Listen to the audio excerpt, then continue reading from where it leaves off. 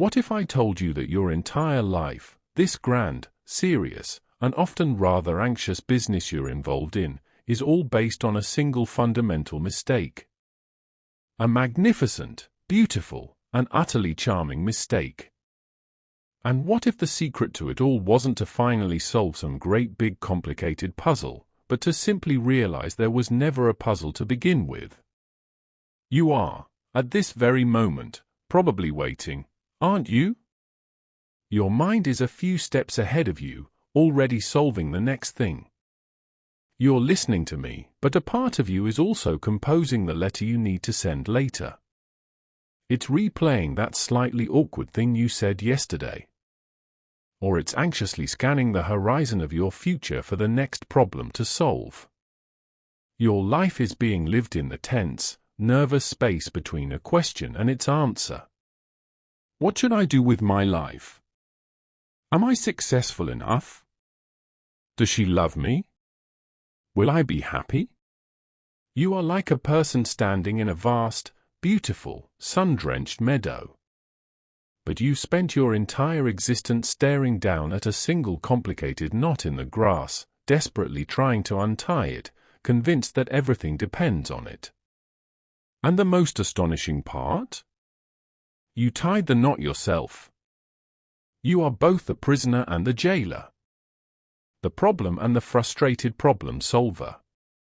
And this, you see, this is the great respectable lunacy.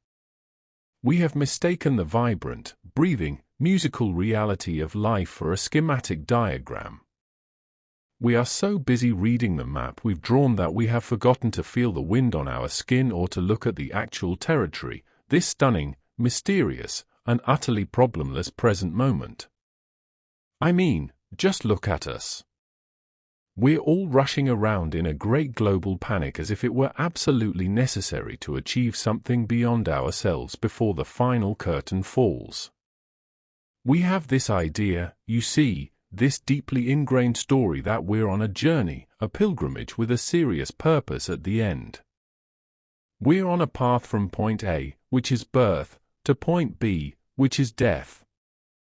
And the point, the entire meaning of the exercise, is to get to the destination, success, enlightenment, salvation, or maybe just a comfortable retirement fund.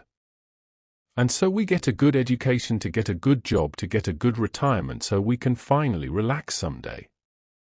But that's a hoax, isn't it? It's a dreadful and yet wonderfully persuasive hoax. Because we spend our whole lives in this state of perpetual anticipation, leaning into a future that never ever arrives. And we miss the point, the beauty, the sheer astonishing isness of it all. The whole way along, we are like a man reading a novel, so desperately frantic to find out who done it that he never actually enjoys the prose, the characters, the texture of the story. He skips the pages, his heart pounding to get to the last line. And then he closes the book and wonders why he feels so empty. The revelation was meaningless because he missed the context that gave it meaning. And we are always looking for something outside of ourselves to come and solve it all for us. A guru, a therapy, a new diet, a new political leader, a new lover.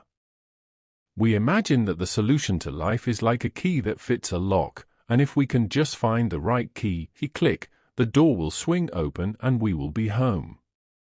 But the very search for a solution, you see, it creates the problem itself. It is the anxiety of not having the solution that is the problem. It's like trying to get rid of your own shadow. The more frantically you run from it, the more faithfully it follows you. The more you try to grab hold of life, to squeeze it into a shape you prefer, to fix it, the more it slips cool and alive right through your clenched fingers. Now, where does this peculiar and persistent feeling come from? This sensation that we are a tiny, fragile captain on a vast, stormy ocean and we've lost the map. It comes from a story we've been telling ourselves for centuries. A story of separation.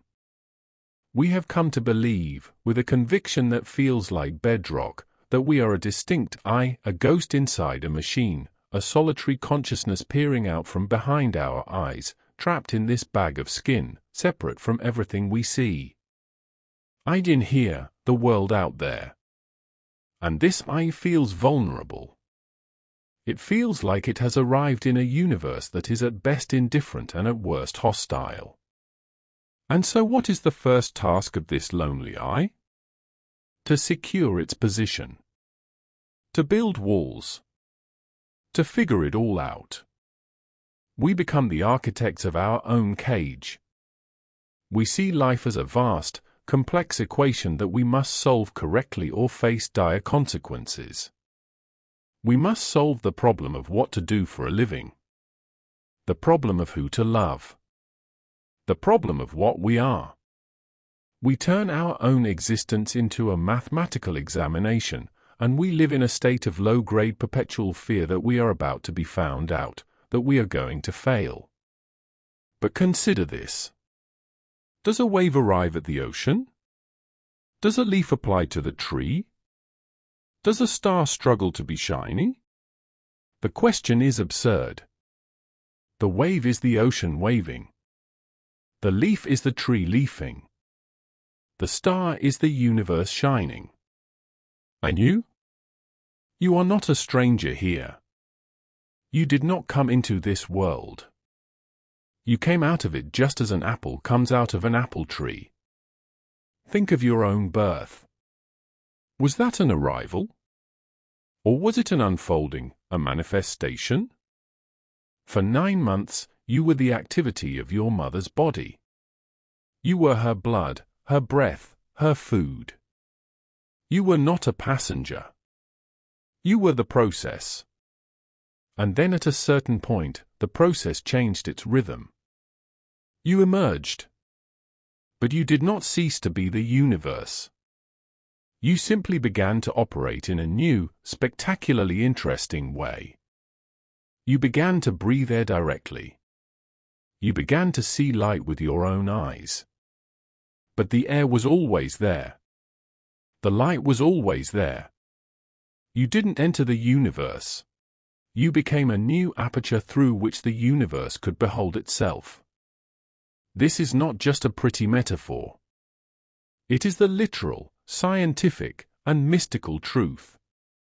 Every atom in your body was forged in the heart of a long-dead star.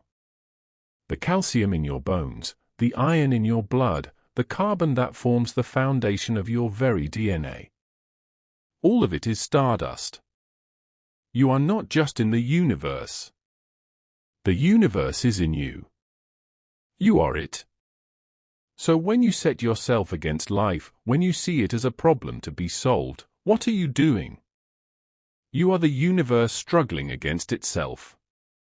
It is the left hand trying to fight the right hand. It is the ocean wave fearing the water. It is a glorious and ultimately futile game of hide-and-seek where you have hidden from yourself so well you've forgotten it's a game. And this is why the pursuit of control so often leads to the feeling of being out of control. This is why the desperate search for security breeds such profound insecurity. You are trying to grasp water. The tighter you close your hand, the less you hold. It is a brilliant, divine paradox. The man who holds his breath loses it. The society obsessed with security becomes a tense, breathless, and paranoid competition. You cannot solve the problem of being alive because being alive is not a problem. It is a reality, a happening, an event. So if life is not a problem, what is it? Well, let us consider another way of being. Let us consider music. When you listen to a piece of music, say, a great symphony or a simple folk tune, do you listen only for the final chord? Do you sit there tense and anxious, waiting for the resolution, thinking, when that last note sounds, then the music will have been a success? Of course not. That would be absurd. If that were the case, we could all just listen to final chords and be done with it. No, the point of the music is the journey. It's the unfolding, the melody, the harmony, the dissonance that resolves, the themes that develop and intertwine. The joy is in the listening now, not in the future silence. Life is a musical thing. It is a dance. And the point of a dance is not to get to a particular spot on the floor. The point is to dance, to move with the rhythm, to feel the music in your bones, to be the dance fully and completely. But we, you see, we have forgotten how to dance. We are so anxious. We are standing on the dance floor of existence, looking at our feet, analyzing the steps, worrying if we're doing it right, terrified of looking foolish, and desperately trying to figure out where on the floor we are supposed to end up. We've turned the dance into a navigational problem. We've replaced the feeling of the rhythm with a map. And we're staring at the map trying to find the X that marks the spot, while the glorious, swinging, intoxicating music plays on all around us, ignored. And when you stop trying to solve the dance, when you finally let go and allow the music to move you, a funny thing happens. The perceived problems, the clumsiness, the self-consciousness, the fear, they often just vanish. They never truly existed. They were phantoms born from the misapprehension that there was a right way to be a wave in the ocean. This is what the great artists and poets and mystics have always tried to tell us. William Blake spoke of cleansing the doors of perception. What are these doors? They are the doors of this moment, the here, the now. And what is clogging them? The frantic problem-solving mind, always chewing on the past, always anxious about the future, always trying to figure it out. When you are truly listening to music, you are not thinking, this is a C major chord. Soon it will resolve to an F minor. You are in the sound. You are lost in it. And in that moment of being lost, you are found. You are completely present. And in that presence, there is no problem. Think of it this way. What is the fun of knowing everything? What is the joy of being eternally, statically one thing? It would be boring. A brilliant light with nothing to illuminate is not light at all. So what does the ultimate reality, what some people call God or Brahmin or the Tao, do? It plays. It empties itself into everything. It becomes the cosmos. It becomes you and me and the spider and the stone and the galaxy. It voluntarily, joyfully forgets its own total nature for the thrill of the game, for the drama of discovery, for the fun of being a someone instead of an everyone. You are how the universe feels when it looks out through your eyes. You are God playing at being Alan or Sarah or George. You are the infinite pretending to be finite. You are the eternal pretending to be born and to die. And you are taking it so very seriously. A child playing hide-and-seek will crouch in a cupboard, heart-pounding, utterly convinced of their own separateness, utterly lost in the role of the one who is hidden. That is the genius of the game. To believe it for a while. The mystic is simply the one who, while playing the game, suddenly remembers, I'm not just the hider. I'm also the seeker. And this is all a glorious game. This doesn't stop the game. It makes it more wonderful. It adds a layer of delight. All the challenges, the uncertainties, the surprises, the seeming tragedies and comedies, they are not mistakes in a cosmic plan. They are the very substance of the game. They are the plot twists. To truly play, you must embrace this fundamental uncertainty. A game where you know the outcome from the start is no game at all. It is a script, a dead thing. The universe is not a dead script. It is a live, improvisational jazz performance. And you are both the musician and the note being played. So when you strive for absolute certainty, when you demand a guaranteed, risk-free, problem-free life, what are you asking for? You are asking for the end of the music. You are asking for the game to be called off. You are asking for a certainty that is, in truth, synonymous with death. Life is risk. Life is change. Life is not knowing. And that is its very thrill. Ah, you might say, this is all very well. I understand it intellectually, but I still feel anxious. I still feel like there are problems. So, what do I do? How do I let go? And there, you see, is the final and most elegant trap. The moment you ask, how do I let go, you have turned letting go into another problem to be solved. You have created a new task for the anxious ego. Right? I must now achieve the state of non-achievement. I must strive to be effortless. It's like a person trying to fall asleep. The more you try, the more wide awake you become. The great Zen masters understood this trap perfectly. This is why they used those curious riddles, those koans, like what is the sound of one hand clapping, or what was your original face before your parents were born? These are not questions designed to be answered by the intellect. They are traps for the intellect. The student will struggle and strive, wrestling with the koan day and night, trying to solve it. He will present his clever answers to the master, only to be met with a whack of a stick or a dismissive grunt. He will struggle until he is exhausted, until his mind, the great problem solver, simply gives up. It collapses. It runs into a brick wall at full speed. And in that moment of exhaustion, of utter futility, of not knowing, a space opens up. And through that space, insight dawns not as a logical answer, but as a realization about the nature of the question itself. The student realizes the question was the brick wall. The problem was the problem. So, how does one let go? You don't. It is more like a noticing.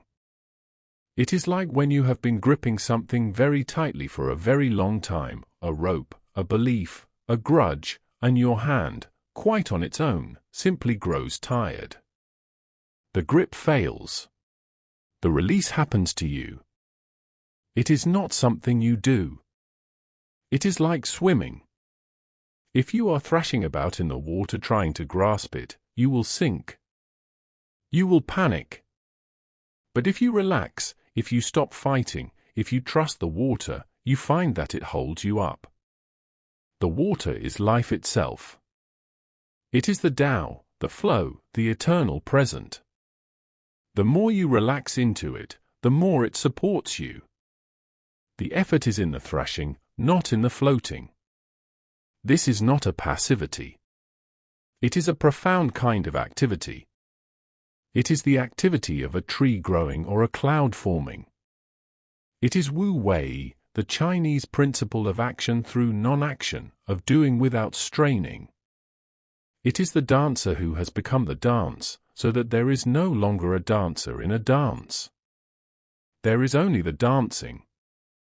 And where does this dancing, this floating, this unforced living actually happen? It happens only in one place, one time, here and now. The problem-solving mind is a time traveler. It is almost never present. It is a creature of the future, believing that happiness resides there in some tomorrow when the problem is finally solved. I'll be happy when I get the promotion. I'll be happy when I find the right partner. I'll be happy when I lose 10 pounds. This is a magnificent deception. A carrot on a stick that we hold in front of our own noses, ensuring we never ever actually taste the carrot that is now.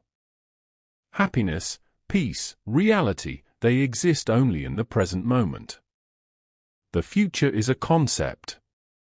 The past is a memory. They are both thoughts occurring now.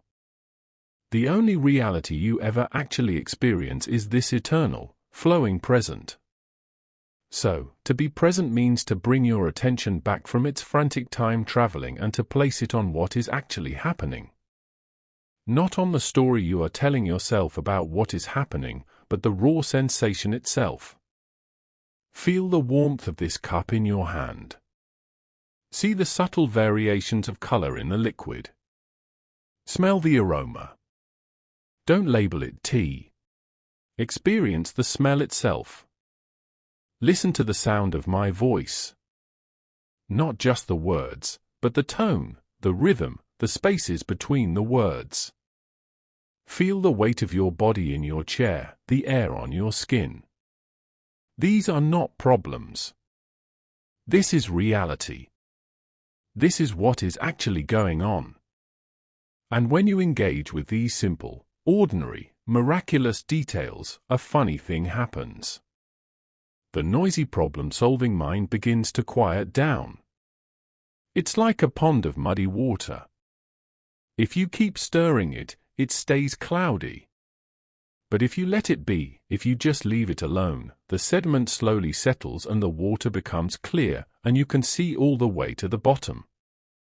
We are constantly stirring the water of our own minds with our worries, our plans, our regrets.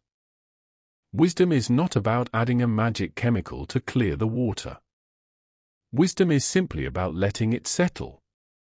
It is a subtraction, not an addition. It is the art of getting out of your own way. So, you see, I haven't solved your problem. I haven't given you a 5-step plan to enlightenment. I haven't handed you the key to the lock. And do you know why? Because life isn't a problem to be fixed. The truth is, there was no problem from the start. The meaning of life is simply being alive. It is the experiencing itself. It is the tasting, the feeling, the seeing, the loving, the losing, the dancing. The panic to achieve something beyond ourselves is like the wave panicking to reach the shore. But the wave is already water. The journey is an illusion. The destination is here. You are already what you are seeking to become. You are the dancer and you are the dance. You are the musician and you are the music.